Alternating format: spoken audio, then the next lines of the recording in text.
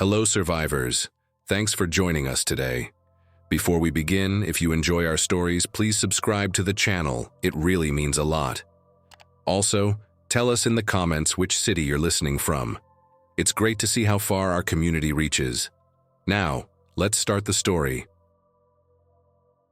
The coffee tasted like pine needles and yesterday's regrets, but it was hot. That's all that mattered at 5:30 a.m. When the mist hung so thick in Whispering Pines National Park, it felt like you could grab fistfuls of it. My name's Dave, and for the last 8 years, this park has been my office, my church, my entire world. Ranger Station Delta, perched halfway up Mount Jericho, wasn't much. Just a log cabin with a powerful radio, a cot, and enough supplies to last a month. But the view usually made up for the isolation. Usually. This morning, the silence felt different. Not peaceful, but heavy, expectant.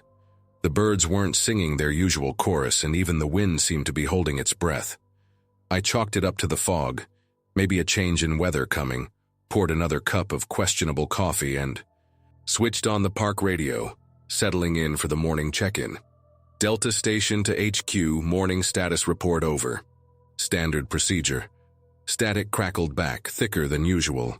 HQ, this is Delta, radio check, over. More static, then Sarah's voice, faint but clear, cut through. She worked dispatch at the main visitor center down in the valley. Delta, read you 5x3. Fog's heavy down here too. Quiet morning, maybe too quiet. Heard anything from the campers up at Shadow Lake? Negative HQ. Haven't seen anyone moving since yesterday afternoon. Thought they might hike out early, over. Maybe, got a call an hour ago though. Hiker on the Sentinel Ridge Trail reported strange animal behavior.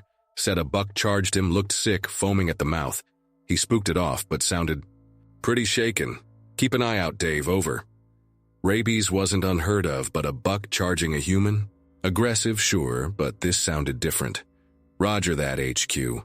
Will advise if I see anything unusual. Delta clear. I logged the report, feeling a prickle of unease. The silence outside the cabin window pressed in. No squirrels chattering, no jays squawking, just fog and stillness. I decided to do an early patrol loop around the nearby trails, maybe check on the Shadow Lake campsite myself. Strapping on my service belt felt heavier than usual. The standard issue Glock, the tranquilizer gun loaded with carfentanil darts for problem bears, the radio clipped securely, the heavy flashlight, the multi-tool, the first aid kit, familiar. Wait, but today it felt insufficient somehow. I stepped outside, the damp air clinging to my uniform. The fog muted everything, swallowing sound, turning the familiar towering pines into indistinct columns of shadow. The trail leading down from my station was well worn, but today every snap of a twig under my boot sounded like a gunshot in the oppressive quiet. About half a mile down, where the path forks toward Shadow Lake, I found the first real sign that Sarah's hiker hadn't been exaggerating. A deer lay sprawled across the trail, or what was left of it. It had been torn apart, not cleanly like a cougar or bear kill, but savaged. Chunks of flesh ripped away, entrails scattered, the surrounding ferns stained dark. But the disturbing part wasn't just the violence, it was the tracks around the carcass. Not wolf, not bear, not cougar. They looked almost human. Barefoot. Prints deep in the mud mixed with the deer's frantic hoof marks. People didn't hunt deer with their bare hands and teeth. My hand went to the Glock. I scanned the trees, listening. Nothing but the drip of condensation from the branches and the faint thumping of my own heart. I took a detour toward Shadow Lake, moving more cautiously now, using every bit of my tracking training. The campsite was nestled in a small clearing, by the water's edge. 2 tents stood silent, flaps zipped shut. Smoke curled thinly from a fire pit where embers still glowed faintly. "Hello?" I called out, keeping my voice calm but firm. "Park Ranger, anyone here?" No response. The stillness was absolute, broken only by the lapping of water against the shore. I approached the first tent, announcing myself again before carefully unzipping the flap. Empty. Sleeping bags neatly rolled, backpacks stored tidily. Nothing seemed amiss. The second tent yielded the same result. Clean, organized, but deserted. Where had the campers gone? They hadn't passed my station on the way out. Then I saw it. Near the fire pit, almost hidden beneath a pile of discarded firewood, was a single hiking boot. Not unusual in itself, but sticking out from the top was a pale, white object. A bone. Humanoid. Possibly a tibia fragment, snapped clean. And next to it, a dark smear on the packed earth, already crusting over. Blood. Lots of it. Something violent. Had happened here? Something that didn't fit any predator attack profile I knew. I backed away slowly, scanning the tree line, my senses screaming danger. The fog swirled across the lake, making the far shore vanish and reappear like a phantom limb. That's when I heard it. A low moan, coming from the woods on the other side of the clearing. It wasn't an animal sound, not entirely. It was guttural, wet, filled with a pain that sounded ancient and wrong. HQ, this is Delta. I spoke quietly into my radio, moving back toward the trail, away from the campsite. Potential situation at Shadow Lake campsite. Site deserted. Signs of extreme. Violence, possible human remains found. Requesting backup and instructions, over. Static answered me, thicker than before. HQ, repeat, requesting immediate backup at Shadow Lake, over. More static. Then Sarah's voice, strained, panicked. Dave. Oh God, Dave, get out of there. It's not just animals. We're getting reports. People attacking, people biting. The phones are down, the emergency lines. Her voice dissolved into a burst of static, followed by a sound that made my blood run cold. A scream. High-pitched and terrified, cut short. Then silence. Just dead air. The moan from the woods came again, closer this time. Followed by another, then another. Rustling in the undergrowth. The snap of twigs. They were coming. My training told me to secure the scene, wait for backup. My gut, honed by years in the wilderness, screamed at me to run. I didn't know what I was facing, but I knew backup wasn't coming. I was alone on this mountain, and whatever had taken, those campers, whatever had silenced Sarah at HQ, was now hunting me. I turned and sprinted back up the trail toward my station, the fog swirling around me like a shroud, the silence shattered by the growing chorus of inhuman moans echoing through the pines. The world I knew had vanished in the space of a few hours, replaced by something terrifying and unknown, and the first day of the end had just begun. The run back to Ranger Station Delta felt longer than it should have, my lungs burning in the damp, cold air. The moans followed me, sometimes seeming closer, sometimes farther away, their direction confused by the thick fog and the echoing terrain. Twice I thought I glimpsed movement through the trees, pale shapes flitting between the massive trunks. But the fog played tricks and I couldn't be sure. Reaching the station felt like breaching a fortress. I slammed the heavy wooden door shut, throwing the deadbolt and sliding the security bar across. Measures usually meant for curious, bears not, whatever those things were. My heart hammered against my ribs. Through the small window beside the door I could see nothing but swirling grayness. Were they still following? How many were there? I grabbed the station's primary radio, flipping, through frequencies trying to raise anyone, HQ, neighboring ranger districts, even the county sheriff. Nothing but static across all channels. The park's communication network, usually reliable even in bad weather, was completely dead. Panic began to gnaw at the edges of my training. Isolation was part of the job description up here, but this was different. This was absolute severance. I took deep breaths, forcing calm. Okay, Dave, think. Assess the situation. Unknown hostiles, likely infected humans based on Sarah's last transmission and the state of the campsite victims. Aggressive, seemingly. Drawn to sound, possibly coordinated? No, the Shadow Lake scene suggested frenzied, disorganized violence. Communications down, backup unavailable. Objective, survival. Fortify position, gather intel if possible, conserve resources. My station was sturdy, built from thick logs, windows small and barred. Defensible, but against what? How strong were these things? Could they break down the door, climb?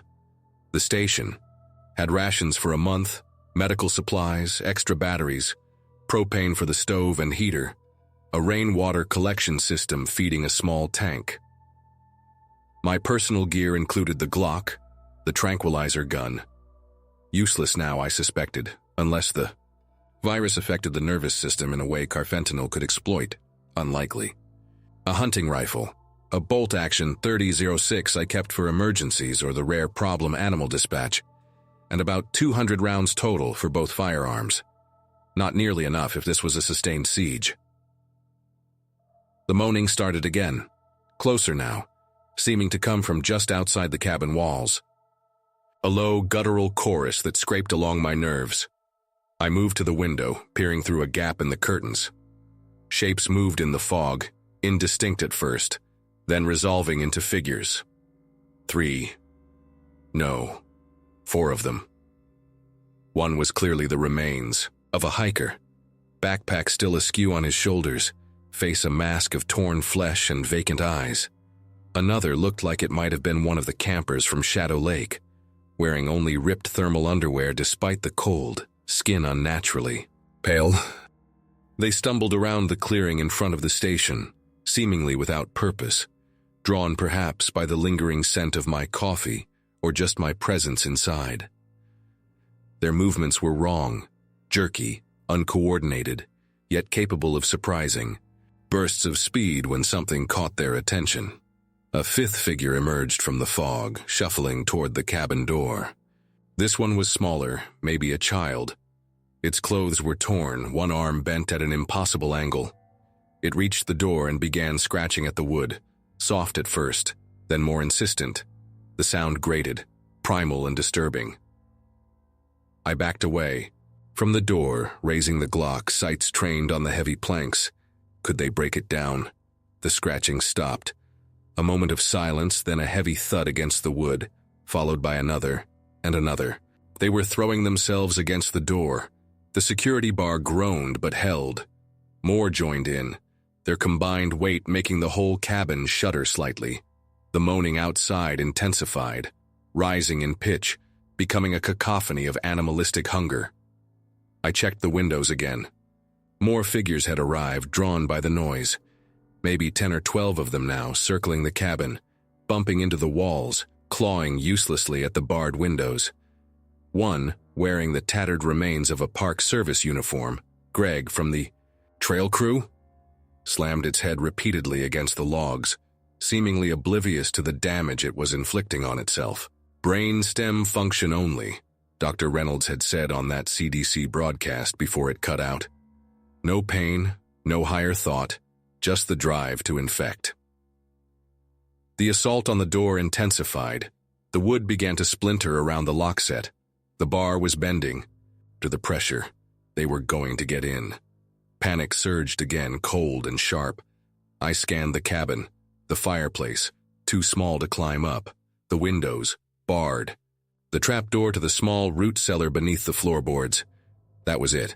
It wasn't ideal, cramped, dark, only one way in or out, but it was better than facing that horde directly. I dragged the heavy bearskin rug aside, revealing the thick wooden trapdoor. Pulling the recessed iron ring, I lifted it open, revealing rough-hewn steps leading down into darkness. The smell of damp earth filled the small cabin. The main door groaned again, a long, tearing sound. Wood splintered. Inwards, any second now. I grabbed my backpack, stuffed with essentials. Ammo, first aid, flashlight, water filter, energy bars. Slung the rifle over my shoulder, checked the Glock one last time, and backed toward the opening. Just as the main door burst inward, the security bar tearing free from the frame with a screech of tortured metal, I slipped down the cellar steps, pulling the heavy trapdoor shut above me. It slammed into place just as the first infected stumbled into the cabin. Darkness enveloped, me broken only by the sounds from above. Shuffling feet, guttural moans, the crash of furniture being overturned. They were inside, and I was trapped below, listening to the sounds of my small sanctuary being overrun by the dead. The root cellar was maybe 6 feet by 8 feet, ceiling just high enough for me to stand upright if I hunched slightly.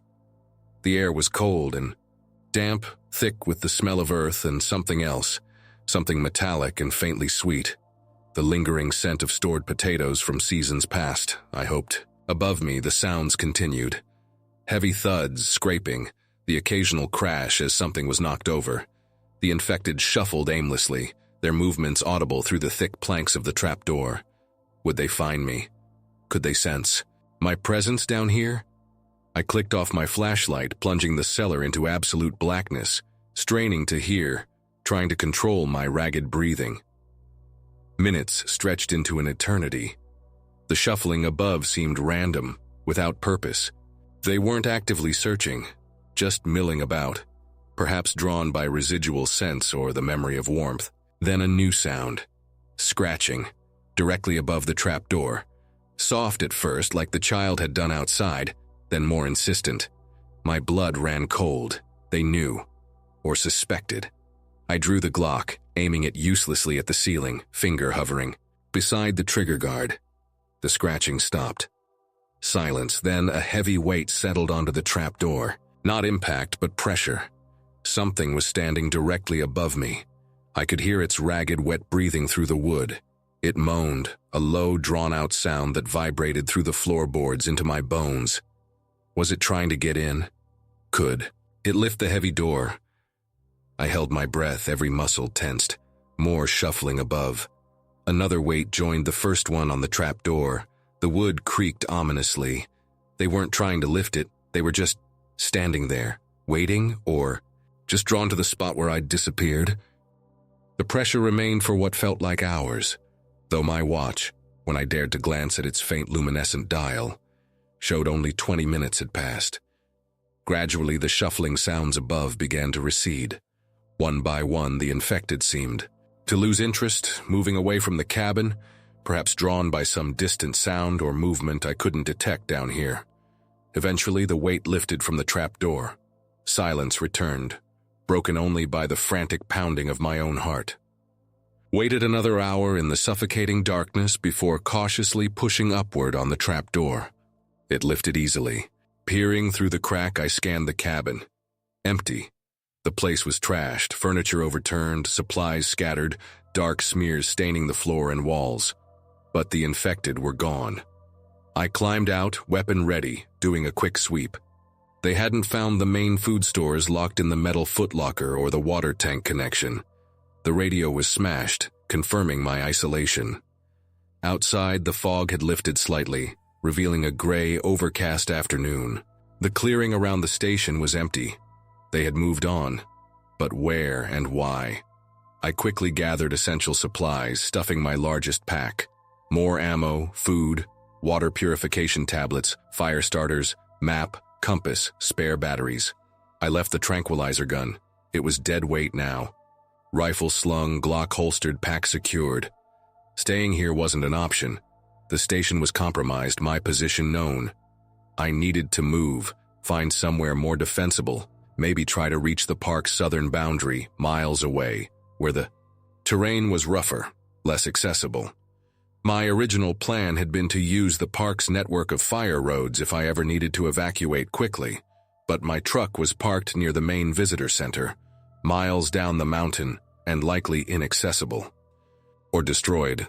That meant traveling on foot, through wilderness now potentially filled with infected humans, and a horrifying thought struck me. What about the animals? The deer I'd found, the hiker's report of the sick buck. If the infection could jump. Species. Whispering Pines was home to black bears, mountain lions, wolves, coyotes. The thought of facing an infected bear driven by viral hunger and immune to pain was almost paralyzing. This changed everything. The wilderness wasn't just difficult terrain. It was potentially filled with predators operating under entirely new, terrifying rules. I needed information. The main park map showed several other remote structures. Old lookout towers, backcountry patrol cabins, even an abandoned mine supervisor's office near the western ridge. Lookout towers offered visibility but were exposed. Cabins were more defensible but isolated. The mine, potentially secure but dangerous in its own right, and likely filled with unknown hazards even before adding infected into the mix. Eagle Peak Lookout was the closest, about 5 miles west, uphill through dense timber.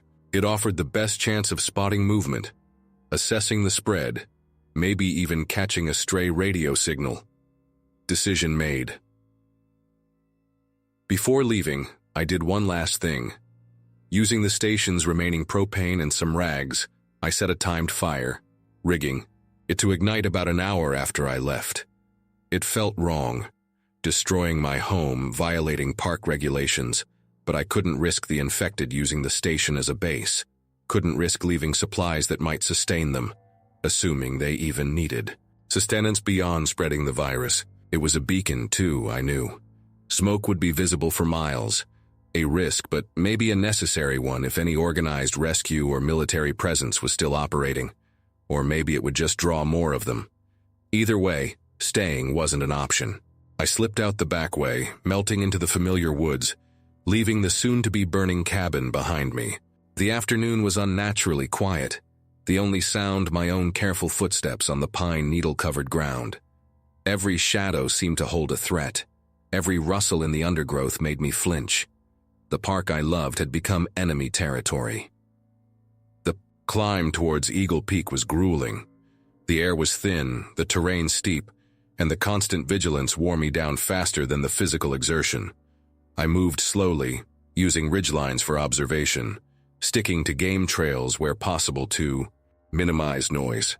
Twice I spotted infected below me in the valleys. Small groups shuffling through the trees, seemingly aimless until a sound, like a falling branch or a bird's startled cry, would make them snap their heads up in unison and move toward the disturbance with that terrifying jerky speed. They were hunters responding to basic stimuli. Sound and movement were death warrants. About 2 hours into the climb, navigating a dense patch of rhododendron, I stumbled upon another scene of horror. A small campsite, virtually identical to the one at Shadow Lake, but this time the victims were still present, or parts of them. 3 bodies, torn apart with the same savage intensity. Flies buzzed thickly around the remains. But one figure still moved. A woman pinned beneath a fallen log, one leg trapped and mangled. She wasn't moaning. She was trying to speak, her jaw working, teeth clicking, eyes clouded with the same vacant hunger I'd seen in the others. She was turning. I raised the rifle, the scope finding her head. My finger tightened on the trigger. This was mercy, I told myself, ending her suffering, preventing her from becoming another one of them. The shot echoed through the trees, unnaturally, loud in the stillness. I didn't wait to see if it drew attention, just pushed onward. The image of her vacant eyes burned into my memory. How many more were out there? How many tourists, campers, hikers had been caught unaware when this wave of death washed over the park? As I neared the summit of Eagle Peak, the trees thinned, replaced by windswept rock and low-lying shrubs.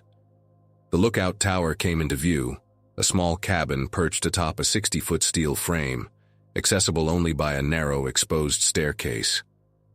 It looked intact, no obvious signs of damage or forced entry. Hope flickered, fragile but persistent. Maybe someone was there. Maybe the radio worked. I approached cautiously, scanning the surrounding rocks. Nothing moved. The wind whistled around the tower's legs, the only sound besides my own breathing. "Hello," I called out, my voice snatched away by the wind. "Anyone up there? Ranger? Dave?" No response. The staircase felt precarious as I climbed, the metal rungs cold beneath my gloves. The wind buffeted me, threatening to peel me off the structure. Reaching the small platform surrounding the cabin, I found the door unlocked. I pushed it open slowly, Glock raised. The cabin was tiny, barely large enough for a cot, a small desk with radio equipment, and panoramic windows offering a breathtaking, terrifying view of the park spread out below. It was empty, but not undisturbed. Papers were scattered across. The floor, a coffee mug lay shattered near the desk, and dark stains marked the wall near the cot. Someone had been here when it happened. Had they escaped? Or had they turned? I checked the radio first. Dead, just like the others. So much for catching a signal. Then I moved to the windows, using my binoculars to scan the vast wilderness below. What I saw confirmed my worst fears. Smoke rose from multiple points within the park, not just my station, but also from the direction of the main visitor center and 2 other backcountry campsites I knew were occupied. And then I saw the movement.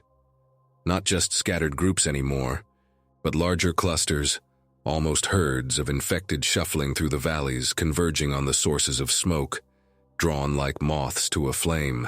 The sheer number of them was staggering. Dozens, maybe hundreds, just within my line of sight. And they weren't just on the trails or in the valleys. I spotted figures moving high on the opposite ridge, navigating terrain that would challenge an experienced hiker. They were spreading, adapting, claiming the park. A flicker of movement closer caught my eye. On the rocky slope below the tower, maybe 50 yards away, something was watching me. Not one of the human infected. It was a black bear, easily 400 pounds, but it moved wrong. Its head hung low, saliva dripping in thick ropes from its slack jaw. One eye was milky white, the other stared with that same vacant red-tinged pupil I'd seen in the human infected.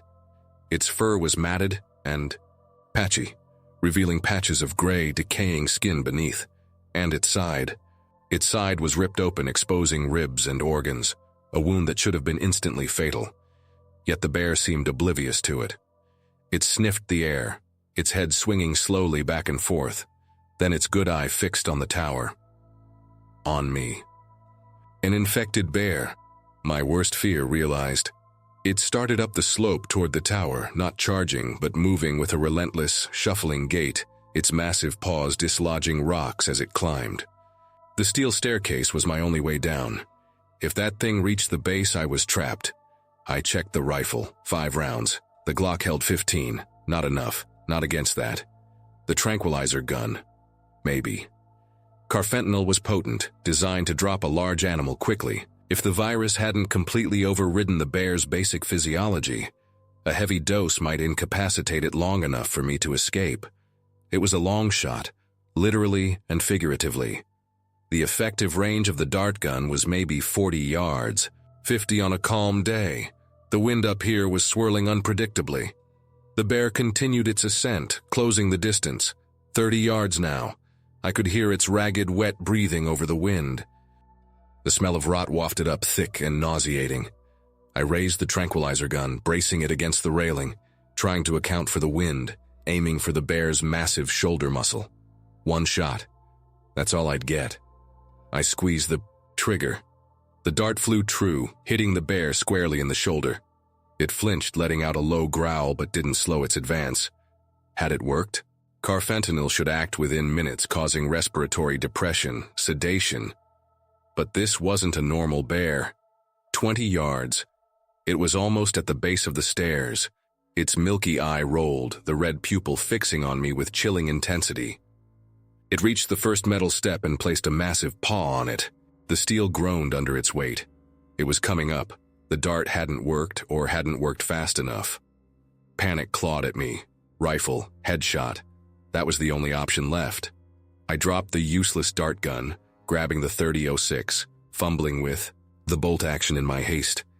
The bear started climbing, faster now, its ruined body surprisingly agile on the narrow stairs.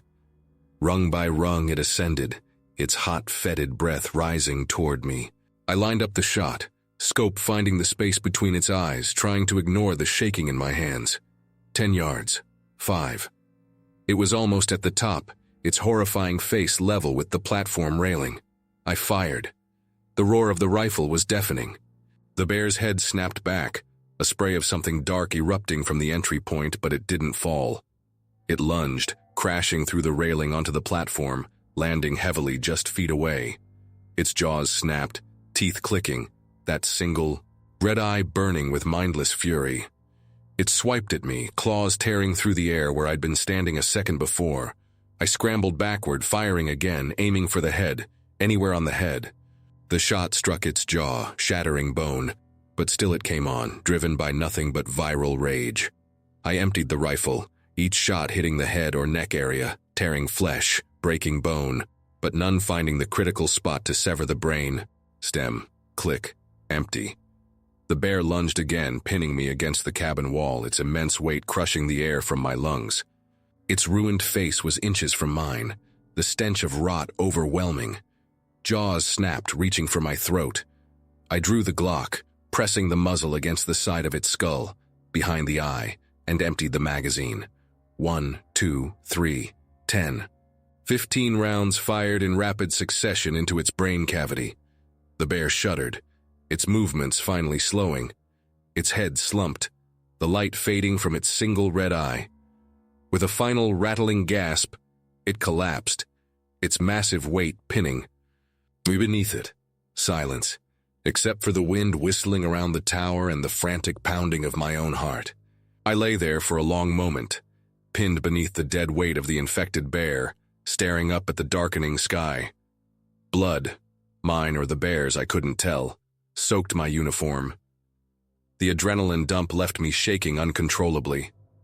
Pushing the massive carcass off me took every ounce of remaining strength. I staggered to my feet, bruised, battered, but alive.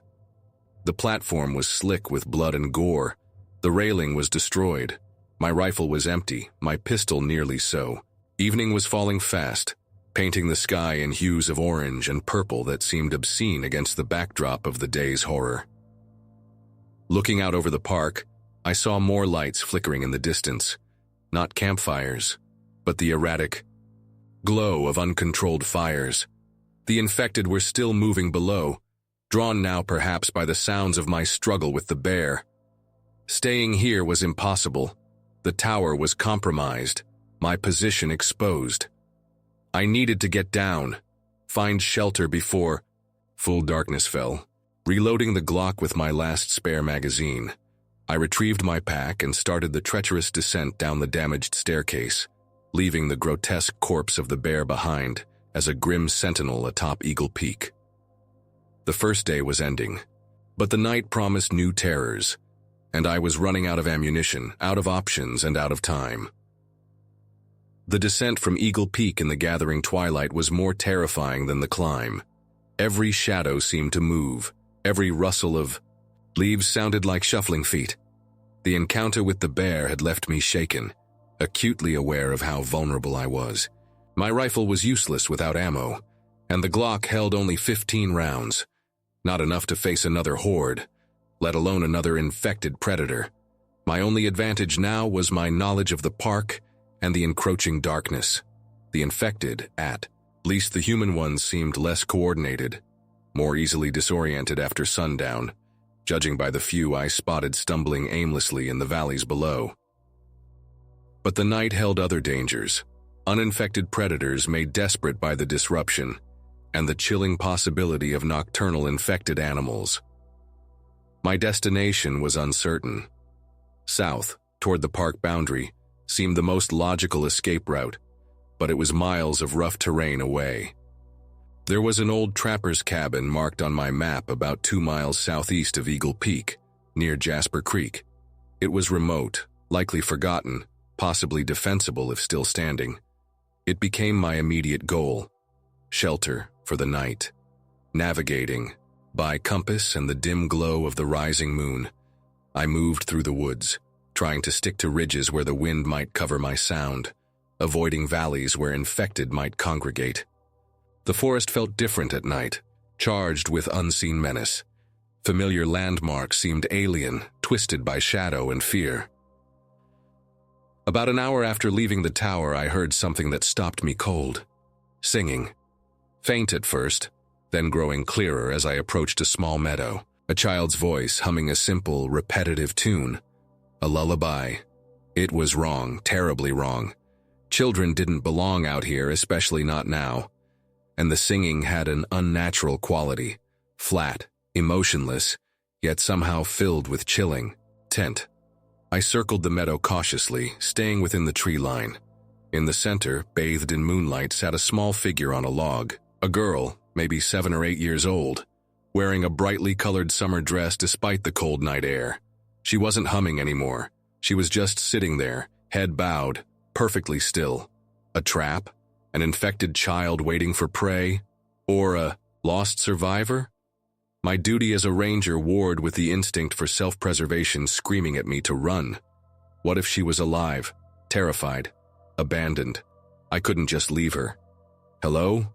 I called softly from the edge of the trees, weapon ready, but lowered slightly. "Are you okay? I'm a park ranger."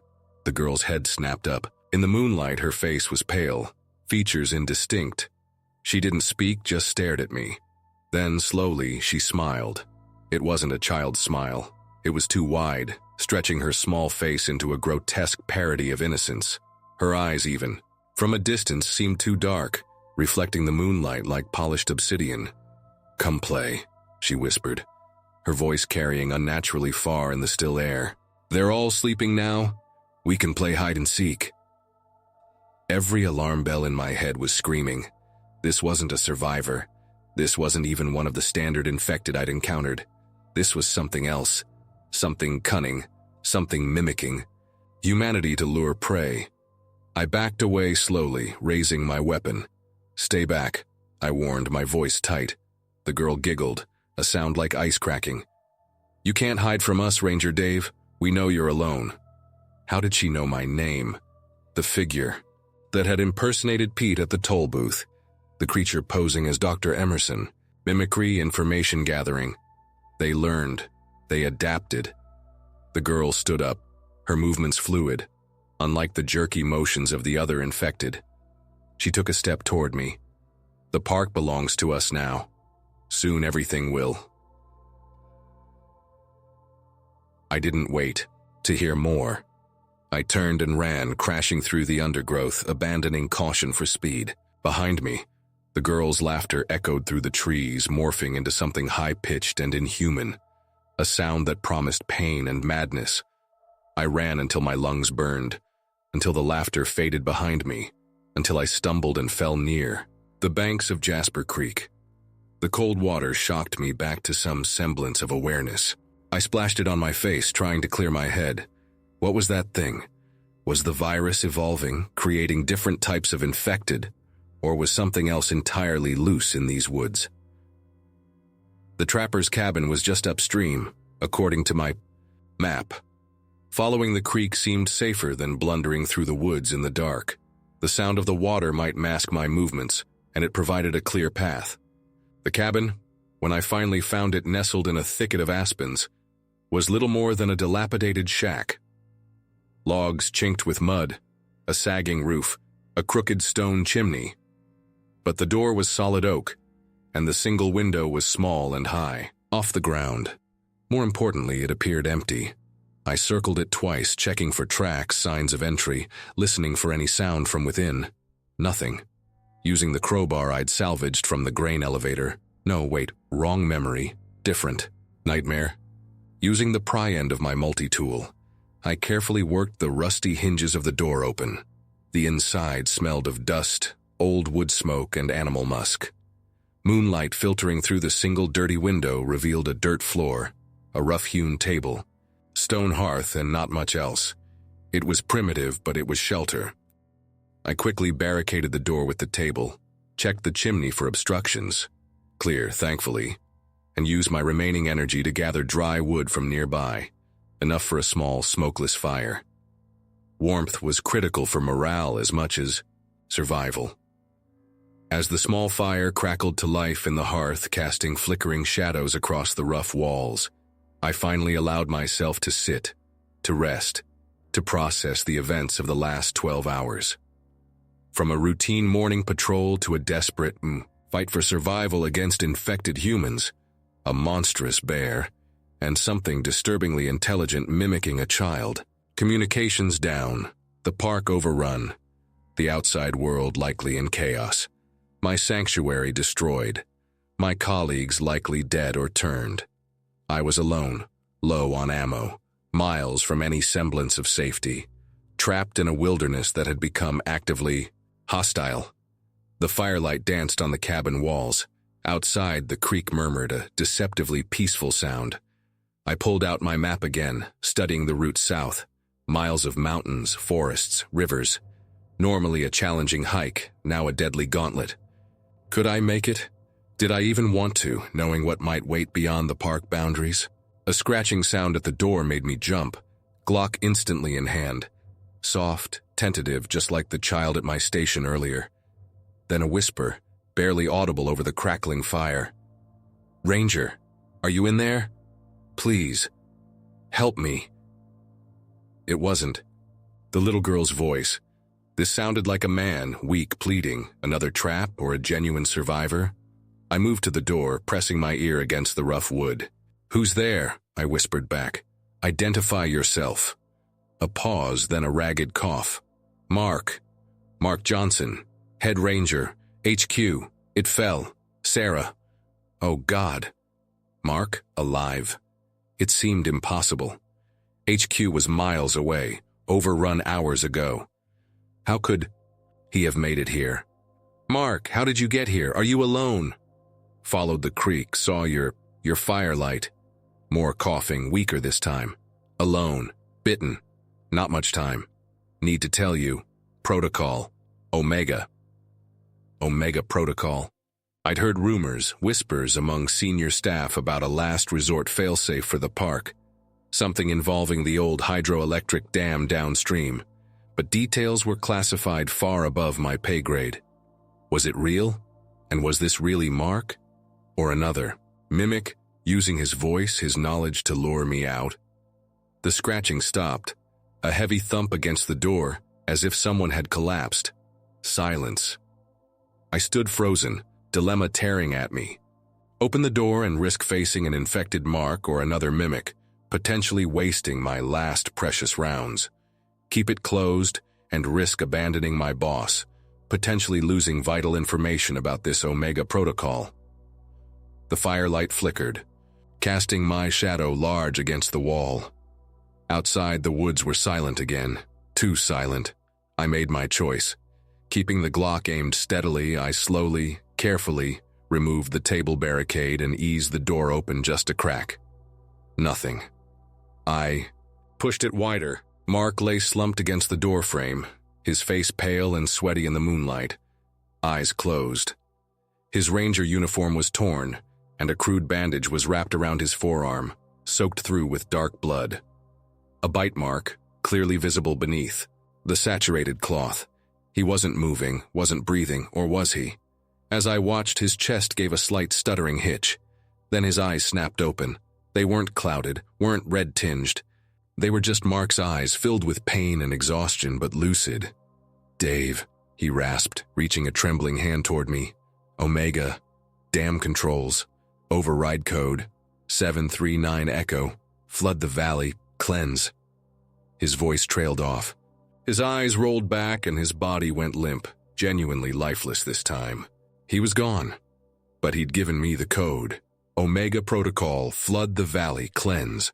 It was drastic, horrifying, destroying miles of parkland, potentially trapping anyone still alive downstream. But it might be the only way to stop the spread, at least within the park's boundaries. The dam controls were located in the old powerhouse, another 2 miles downstream. A low growl echoed from the woods nearby. Then another. They knew I was here. Mark's arrival, the firelight, my scent, I'd drawn them. And now I had a new objective, a terrible responsibility passed on by my dying boss. Reach the dam, activate Omega, before the infection could spread. Further, before whatever was hunting in these woods found me. I quickly dragged Mark's body inside, retrieving his sidearm. Half a clip left, and radio smashed. Barricading the door again, I checked my own meager supplies. 15 rounds in the Glock, 5 in Mark's pistol, 20 rounds against an unknown. Number of infected gathering outside. Dawn was still hours away. It was going to be the longest night of my life. The fire in the hearth cast dancing shadows as I checked the cabin's single window again.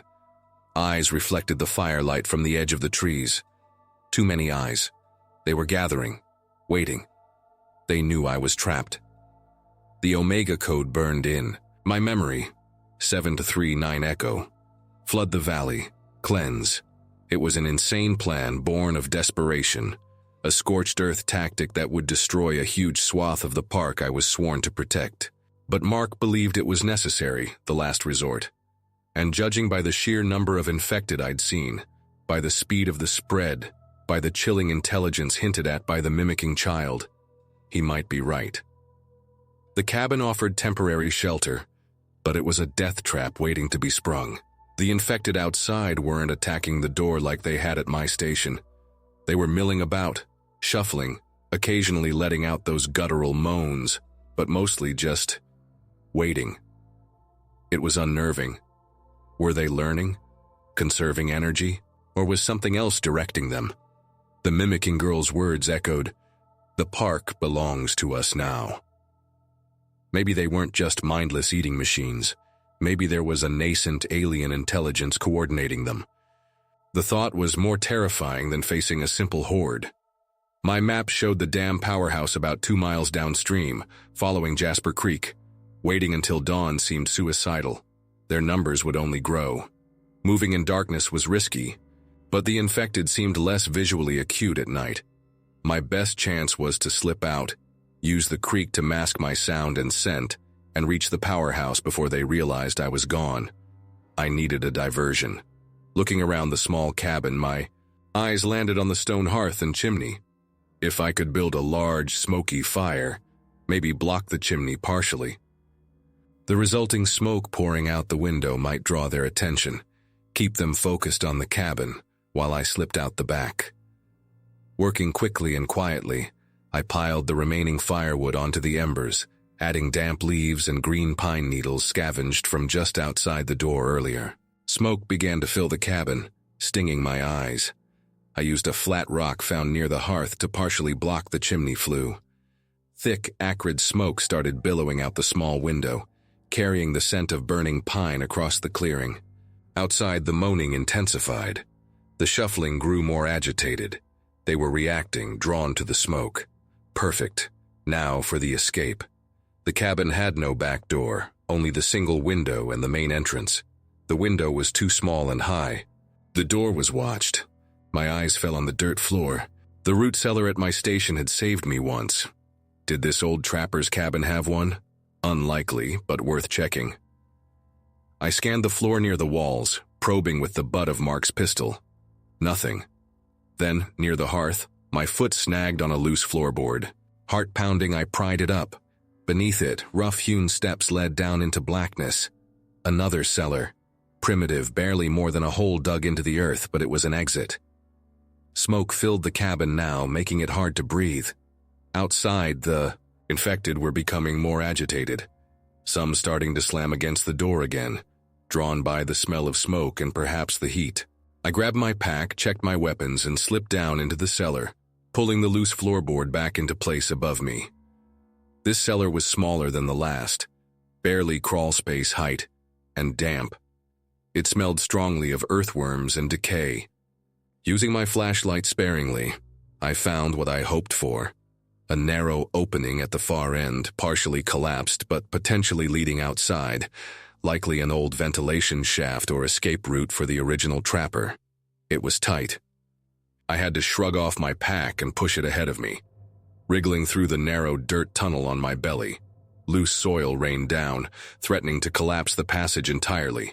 Behind me, I could hear the cabin door splintering under the assault of the infected. They were getting in. I pushed harder, scraping my elbows and knees, tasting dirt. The tunnel opened up, thankfully, into the cool night air behind the cabin, hidden by dense undergrowth near the creek bank. I scrambled out, grabbing my pack, and immediately submerged myself waist-deep in the icy water of Jasper Creek, hoping to wash off my scent. The cabin was now fully engulfed in the sounds of the infected tearing it apart. The diversion had worked. Keeping low, using the creek itself as my path, I waded downstream. The water was numbing, soaking through my uniform, but the sound of the current masked my movements. The moon provided just enough light to navigate, its beams filtering through the dense canopy overhead. The 2 miles to the dam powerhouse felt like 20. Twice I had to freeze, pressing myself against the creek bank as infected shuffled past on the trails above, drawn downstream perhaps by some instinct, or maybe just aimlessly wandering. Once, a deer carcass floated past, eyes milky white, flesh bloated and torn, Confirmation that the infection wasn't limited to humans and bears. Reaching the dam was anticlimactic. It was an old concrete structure, built in the 1930s, smaller than modern hydroelectric dams but still impressive in its solidity. The powerhouse sat adjacent to it, a squat brick building with heavy steel doors and barred windows. Lights glowed faintly from within. Emergency power must still be active. Getting inside was the next challenge. The main door was locked tight. I circled the building, finding a grated maintenance hatch near the base, partially hidden by overgrown bushes. It was secured with a heavy padlock. Mark's pistol had 5 rounds left. Wasting them on a lock seemed foolish, but I had no other tools strong enough. Shielding the lock with my hand to muffle the sound as much as possible, I fired twice. The padlock shattered. I eased the heavy grate open and slipped inside, finding myself in a damp, echoing service tunnel. The air hummed with the low thrum of machinery. Following the tunnel, I emerged into the main control room. It was deserted, bathed in the green glow of status indicators on a massive control panel that looked like something out of a Cold War movie. Gauges, levers, blinking lights. A complex system I had no training for, but Mark had given me the code. I found the emergency override panel, clearly marked but protected by a keypad lock. I punched in the code, 739ECHO. A red light turned green. A heavy cover slid open, revealing a single, ominous red button labeled Omega Protocol, Flood Sequence Initiation. Below it, smaller text read, Warning, activation is irreversible. Initiates catastrophic spillway failure. Requires 5-minute confirmation sequence. This was it, the point of no return. Flooding the valley would destroy miles of pristine wilderness, kill countless animals, and potentially trap any other survivors downstream. But it would also, theoretically, wash away the infected, cleanse the valley, create a massive barrier against their further spread south. Was it the right thing to do? Was Mark right? A sudden banging on the main steel door of the powerhouse made me jump. Then another. They had followed me. Or maybe others had been drawn here by the dam's residual energy signatures. The banging intensified, echoing through the cavernous control room. The steel door was thick, but how long would it hold? I looked at the red button. 5 minutes. Confirmation sequence. That meant staying here holding them off while the sequence ran. Or I could just press it and run, hoping the failsafe worked without confirmation. But Mark's urgency, the need for the code, suggested otherwise. It likely needed a human operator to prevent accidental activation. The steel door buckled inwards with a screech of protesting metal. They were getting through. I drew both pistols, the Glock and Mark's borrowed weapon. 20 rounds. It wouldn't be enough. I pressed the Omega button. A klaxon began to blare, lights flashing red throughout the control room. A synthesized voice announced, Omega Protocol initiated. T-minus 5 minutes to spillway detonation. Manual confirmation required. The door burst open. Infected poured in.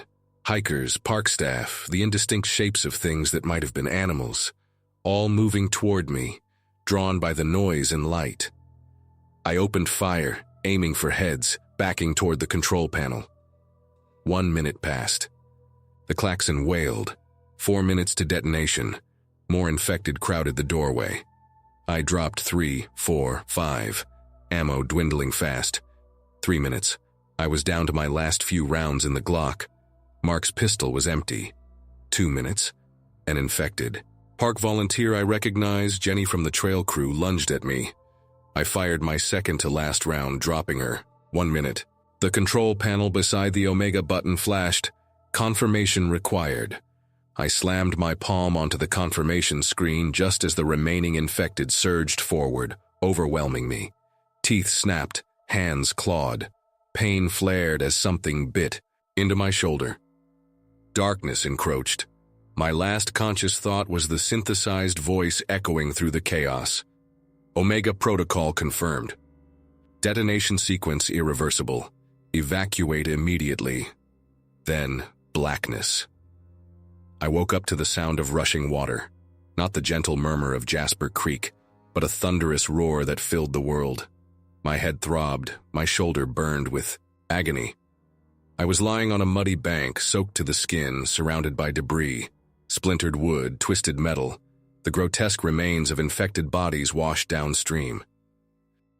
The powerhouse was gone, replaced by a gaping hole in the side of the dam where water poured through in a terrifying torrent, flooding the valley below. It had worked. Omega was successful. The valley was being cleansed. But the cost. I pushed myself up, wincing as pain shot through my shoulder. The bite. I tore away the remnants of my uniform sleeve. 2 deep puncture wounds already darkening around the edges, skin hot to the touch. Mark's face flashed in my mind. The progression of the virus. I had minutes, maybe an hour before the fever started, before I became one of them. Panic threatened to overwhelm me. I fumbled for my pack, miraculously still strapped to my back despite the flood. Inside, the first aid kit, antiseptics, bandages, but nothing could stop the virus. Then my fingers closed around the small vial of herbs my great-aunt Iris had given me. No, wrong memory, different story, different life. Focus. My fingers found the heavy-duty multi-tool. The knife blade gleamed dully in the pale dawn light filtering through the flood mist. There was only one way. Field medicine taught in ranger training. Extreme situations call for extreme measures. If the infection spread through the bloodstream, from the bite site, maybe, just maybe.